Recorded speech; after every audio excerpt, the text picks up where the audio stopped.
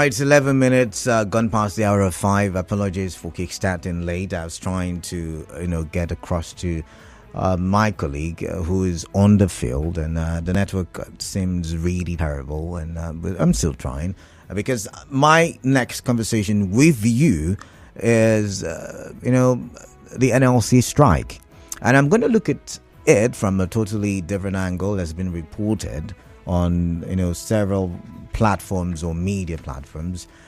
But I would start by welcoming you on the show if you're just tuning in. And for those of you who listened to the other conversation, the earlier conversation, I would say welcome back. This is Hard Facts on 92.3 Nigeria Info. I'm yours truly, Kala Dakurubatabo, and we talk for development. Interesting.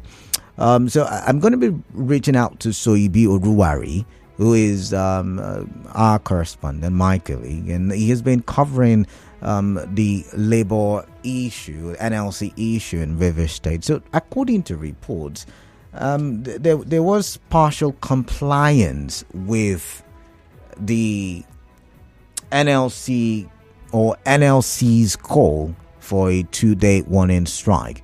And civil servants, or would I say workers in the Rivers State government, were seen at work doing what they know how to do, working their normal jobs. And I'm wondering why they decided to do so. And so we're going to be listening to that. And also, I'm also going to be speaking with the TUC chairperson in Rivers State, because there is a report on the nation's newspaper, yesterday's edition and today's edition, and the TUC has a stance that it is not going to be a part of the 2-day warning strike. It's given its reasons, but who will explain it better than someone who is a part of the administration of the TUC?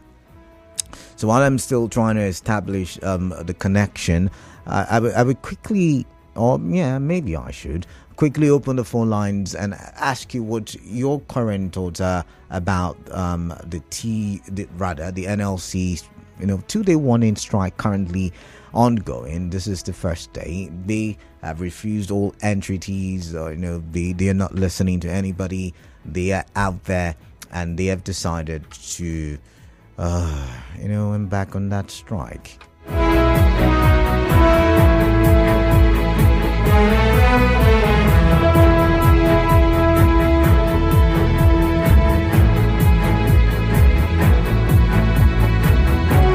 All right, so the numbers to ring the studio with are 0817-923-0002 and 0817-923-0003. So, while you and I are interacting, I'll get to my guest one way or the other. All right, let's take this call. Hello?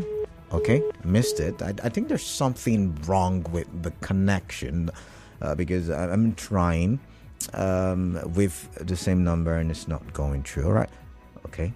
0817-923-0002, 0817-923-0003. Let's try again and let's see what we've got here. Hello, your name, your location. Yeah, Canada. Hello, good evening, Canada. Yeah, good evening to you. Welcome. Yeah, yes. I'm Monica Edwin, calling from the local government. All right, quickly, Edwin, let's get what's on your mind, please. Canada is I don't know why our nearby country, like Latin Nigeria. So Nigeria is almost to be laughable, where one person can just make a decision that will affect the country. Where 2 or 3 people can just sit down to make a decision affect the country. And when someone make a decision, it will take consultation of people. I didn't know that you are taking a wrong decision that you are. So what's your point? What's your point? What's your point? Your point now, is the president of the country, when Aswaju Ahmed Bola Tinubu, after swearing him, when our former president handed it over, he just said that he have removed a fuel subsidy. It's as if that maybe we are in government or don't have agenda. Government don't have agenda. Anybody just go do what they want. Okay, the NLC have already embarked for protest since last month for negotiation. Now they met to make sure that because the hunger, that the level of hunger is too much. The height of the cost price is too much. All right. Now, if they are removing the fuel subsidy, which preparation have you made for the masses? Which plan are there for the families? Now, when you're talking about the house in summary, where they have been told, okay, look at what is happening in River State. How can a governor of a state will appoint a state party chairman as a chairman palliative? What I try to Edwin, in summary, because thank you. I've got to let you go. You're not even open to conversations. I've got Soibi Oruwari. I'm not using the appropriate channel to talk to him, but we still have to talk to him nonetheless. Soibi, can you hear me? I can hear you, Mr. Kalada. All right. So what happened today? The first day of the NLC's 2-day working strike. According to your report, River State workers did not abide or did not respond to that call by the NLC. What was the reason? Can you tell us? I wouldn't say they did not. It was a low compliance. Okay. The compliance at the secretariat, civil servants, particularly at the state secretariat, the low compliance because I saw civil servants attending to files. I saw civil servants at work. Today, being the beginning, the first day of the 2 days warning strike, all things being equal, the 2 gates were expected to be under lock and key, but surprisingly, we freely entered the secretariat, flood open with workers, and they were not hiding it that they were working. They weren't hiding it. So when you say they weren't hiding it, did you speak to any of them? Did you speak to the person in charge? What was the reason given for for that attitude? I'm trying to, with 1, 2, 3, 4, 5 persons, those of them that were willing to talk, they explained to me. Some complained that look, the information were not cascaded to some of them. They were just hearing it, and that it was like Labour and federal government want to hold meeting, and they are meeting. They don't know the outcome, and they are afraid whether the Labour will just back out at midnight and all of that. So they weren't sure. They weren't sure that the 2 days warning strike is going to hold. So, and that when they came in previous warning strikes or strikes, the 2 gates are normally closed. But when they came, it was full open, and they were allowed to enter into their offices, and they were working. So this has nothing to do with the River State government. No. They were not like a cajole, or they were not like a force. There were no directive from the River State government to say, if you don't come to work, we're going to pencil you down for any disciplinary action. No. From my information, it has nothing to do with River State government forcing them to come to work. They willingly. But as I was there, I started seeing some of them going out, because the enforcement team, the action committee of the organized labor started arriving. So maybe they got the information and they started leaving gradually. I also took time to get back to the union chairman. The union chairman, the River State Civil Service, Nigerian Civil Service Union, he also expressed some disappointment that, look, after giving them information, cascading it to the relevant platforms where they normally get the information, he's surprised. He came to the secretariat. He saw workers working. So, I'm quoting him, he said he cannot force them to do. If they are happy with the current situation and that Labour, being Labour leaders, are taking it upon themselves to ensure that the directive from the national is strictly and completely complied with, if they are comfortable with the current situation. This is not a strike. This is not a demonstration strike. It is a warning strike. Sit at home. All right. Basically, it is that workers were tired of the back and forth attitude. No. I'm going somewhere. I'm going somewhere. No, Listen, sorry, I cannot stay here to tell you that workers are tired. no, you didn't. It You was didn't let. not You didn't let me finish my question. I was saying. I was going to say okay. workers are tired of the back and forth nature or attitude of labor, where they call for a strike today, and by midnight, they call off the strike. Could that have been from the explanation? Some were saying that they were not sure if the strike will hold. But I did not stop there. I went to other affiliate bodies like Josun, the court premises, the River State Judiciary Complex, back and front, back gate and front gate was completely under lock and key. Okay. Nobody was allowed. In fact, even me as a journalist that wanted to add entrance, I had to call the chairman who had to tell them, please open gate for him. But it was different at the River State Secretariat. All right. It was flock open. Workers were saying, I went to Nolge, Port Harcourt City local government. Also, that place was also under lock and key. And some banks, one or two banks were also seen working. They were also picketed by the action committee of the organized labor and were warned never to render any services.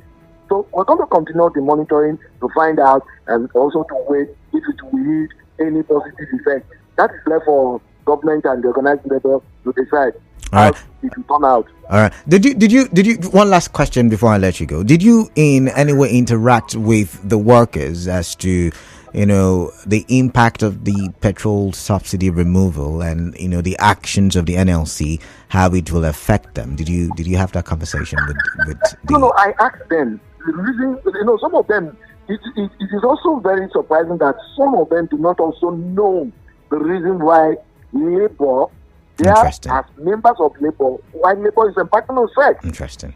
So I asked them, look, this fuel subsidy, are you not paying much more than you were paying before? Oh, answered yes.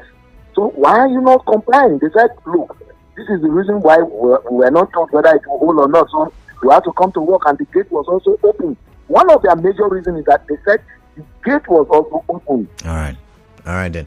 All right, thank you very much, Soibio Ruwari, for your time. I do appreciate it. All right, I will be speaking with the TUC chairman in Rivers State, Mr. Onyefuru, or Comrade Onyefuru, after the commercial break that is coming up next in about 40 seconds. So please just stay tuned.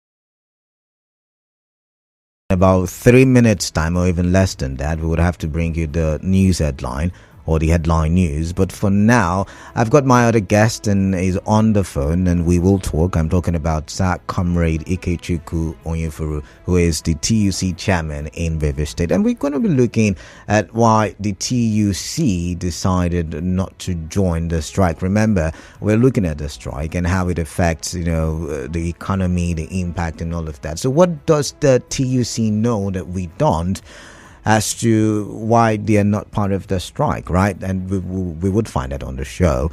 Good evening to you, Mr. or Sir Comrade Onyefuru. Thank you. Good evening, and good evening to all our respected listeners. All right. So apparently, according to the reports before me, the federal government did call for a meeting between organized labor and the federal government. And TUC attended, but NLC did not. What happened in that meeting, do you know, that informed the decision as to not be a part of the 2-day warning strike? So thank you very much. And let me start by appreciating Nigerians for having faith in labor, and to also mention that there is no issues between TUC and NLC. Okay. Both are the CLOs in Nigeria. And for the reference meeting you mentioned, it was for the organized labor, but NLC decided not to be there, maybe as a strategy, because they have their internal demands, which they have placed before the federal government, just like the president of NLC mentioned yesterday in Channels Television, that their internal demands are before the federal government, and the federal government is not listening to them. And because of that, they decided to take action by proceeding on 2 days warning strike. And that is entirely their internal affairs, which we don't have control over in TUC. So we don't, as at now, they haven't come to us to give them solidarity. And that's why we haven't given them solidarity. If they come to us for solidarity, we'll give them solidarity. So there is no issues between TUC and NLC that need to be understood. It's just a strategy they have deployed to get the government to listen to them, especially with respect to the issues that concerns NLC as an institution alone, as a labor center alone. Right. So that is what we need to I want to let Nigerians know. For the meeting, let me pause you. Let me pause you for a beat. I have to read the headlines, just headlines, so that people can expect, a particular kind of news during the major news at 6. So just give me less than a minute. Stay on the line. Headline News, Nigeria Info on 92.3. Headline News.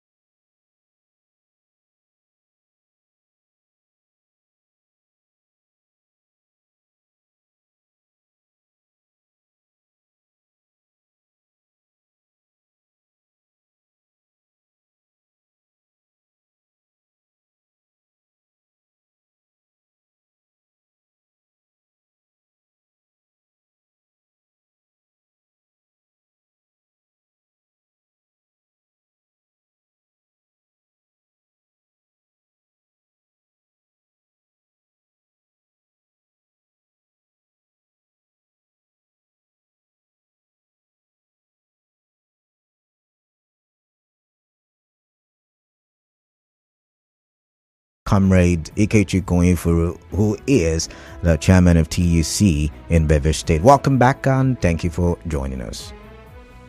Thank you. All right, so you were going to explain about the meeting between the TUC and the federal government, the meeting the NLC did not attend. What was the memo that originated from that meeting, or emanated rather from that meeting? Yeah, thank you very much. As you are aware, we have federal defense before the federal government, which includes to provide palliatives to Nigerians to ameliorate the impact of the removal of fuel subsidy and the floating of Naira on Nigerians, provision of CNG buses, vehicles, and installation kits for Nigerians so that we can have alternatives to PMS to run our vehicles and all that, and also to give a definite and a defined Marshall Plan on how the refineries will be revamped and get them to work. In addition to several other demands that is aimed at indeed improving the lives of Nigerians. So from that meeting, the Minister of Labour wanted us to give time for them to, because he claimed that they are new, even though we know that leadership is a continuum, there is no vacuum. So he said they are new, that they needed time. The TUC eventually gave them 2 weeks to come back and give us a response that we indeed expect to be smart, such that we'll be sure that indeed Nigerians will begin to have a feel of the amelioration of the sufferings that we have been subjected to since May 29th of this year. So that's the outcome of the meeting. We are hopeful that government will, in the next 2 weeks, like already discussed in that meeting yesterday, do the needful. Meanwhile, it's important for us to tell Nigerians that the result, some of the things you see happen today is as a result of the engagement between organized labor and the federal government. For example, you see palliatives going to states. You see the allocation of 2 billion for each state. You see the governors forum granting some relief palliative materials to states. All these are the outcome of the ongoing engagement between organized labor and the federal government. We expect and we are very hopeful that in the coming weeks and months that more of that will happen. If it doesn't happen, then we'll go back, reflect, and devise the next strategy that will compel the federal government to indeed deliver governance to Nigerians, because the political period is gone, political campaign rally is gone, time for that is gone. It's time now to deliver governance and dividends of democracy to Nigerians. And now I was going to ask, you've just taken one of the questions out of me. I was going to ask you the first one. You said they asked for time, that the government is new, the administration is new. How much time did they ask for? And then you said TUC gave them 2 weeks. The next question then will be, what happens if the government is not able to come up with a reasonable conclusion or resolution to the matter? Would you then embark on your own strike or protest or whatever it is that you would want to embark on at the expiration of the 2 weeks ultimatum given to the federal government? Thank you very much. And just to mention that when you embark on social dialogue, is a tool that ILO actually suggests and encourages between parties. Then when social dialogue fails, there are still other strategies that can be deployed to ensure that the intent is achieved. So we haven't, as of today, declared that we're going to go on strike. If in the next 2 weeks we don't see traction, we don't get any tangible, any measurable traction from the federal government, we will sit back as senior staff associations of this country and reflect on the best strategies we will adopt, including but not limited to even going on strike. But it's always important to mention that strike is always the last resort. Right. You don't start with a strike. You have to deploy strategies that if they fail, then... Hello, are you there? Hello? Can you hear me now? Oh, these are the issues, network issues. I would try re-establishing, the connection with my guest. I do not know. I think the phone is now frozen. I do not know why. but we would re-establish the connection, and when we do, we will ask one or two more questions. If you have any question you would like me to ask the guest when I do re-establish the connection, you can begin sending in those questions, and let's talk for the development of dear Nigeria. So we've just been told the reason NLC went on strike and TUC did not is because the NLC has got its own demands that it wants from the federal government and not the general labor demand. So we would probably find out about that in the forthcoming days when I get the chance to talk to someone from the NLC. But then, what are your thoughts? Basically, what are your thoughts about this? Let's re-establish the connection with my guest, and then we continue the conversation from there, right?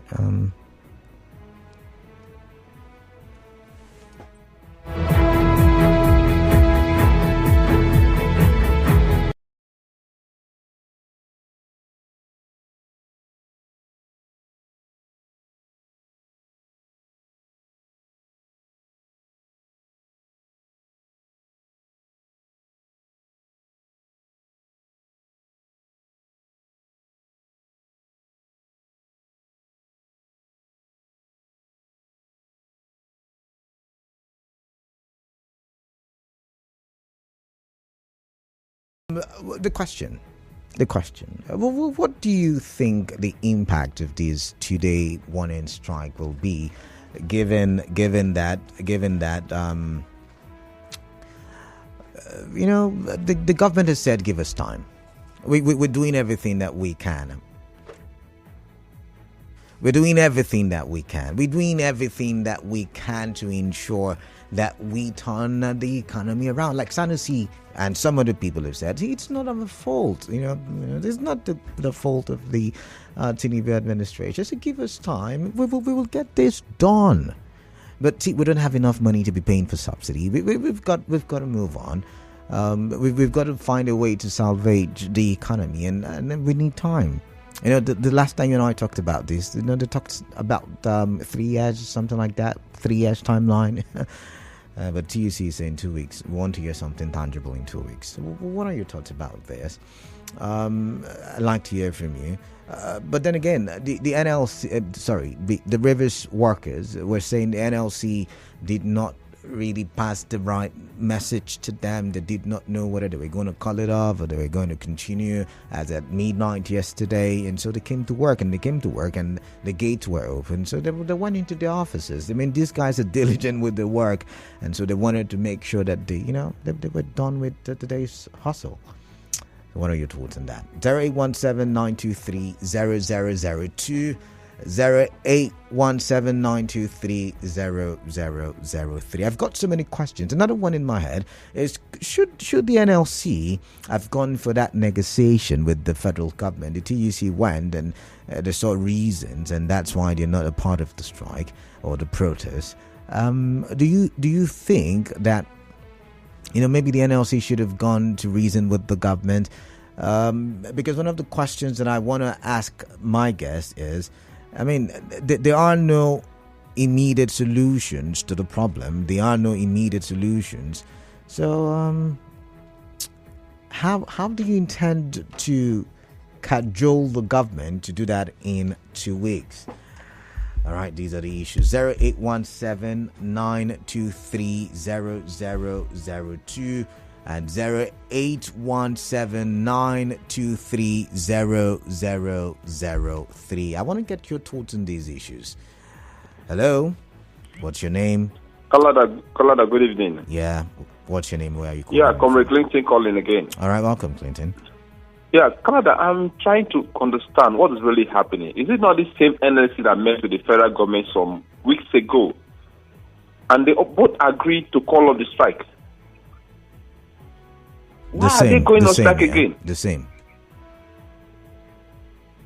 I just don't understand, because I paid transport from Bori today for a function in Uniport. I went to collect something there, and I got into the office. The staff, they were going into their offices, but they observed that there was strike, and they started going back. I was not attended to. I wasted my money on the road. So I don't know the reason for this strike. I don't know. It's confusing. Thank you very much, Comrade Clinton from Bori. I've got my guest back, Sir Comrade Onyefuru. Welcome back. Sorry, network issues. This is Nigeria. So I want to ask you one or two more questions before we wrap up the conversation. And the first one is, looking at the demands of TUC, NLC, organized labor generally, some of these things are not going to have immediate results. For instance, fixing the refinery. For instance, the issue of the petrol pump price. These are not immediate issues because government will tell you we don't have enough money, we can't continue to pay for subsidy, we are at the threshold where we can't even pay our debt because it takes about 96% of our revenue. So do you think that the government will be able to solve the problem immediately given the 2 weeks timeline that you've given to the Minister of Labour and Employment?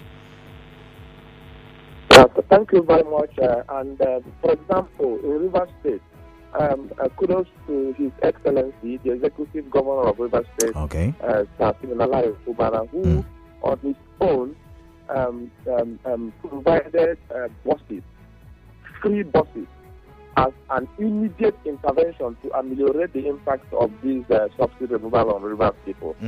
What we are saying is that in 2 weeks' time, if the federal government is really serious, they've told us that they started the process of procuring CNG buses and all that, and that they've gone far. The procurement process end to end, we understand. So if they're able to come and demonstrate to us, for example, that they have placed order for X number of buses that will cover the whole of the country, and that if these buses will be supplied to Nigeria sometime in October, sometime in November, and we see all the procurement documents, it's a smart way to demonstrate that indeed these CNG buses will come. That is not just a mere political campaign promise.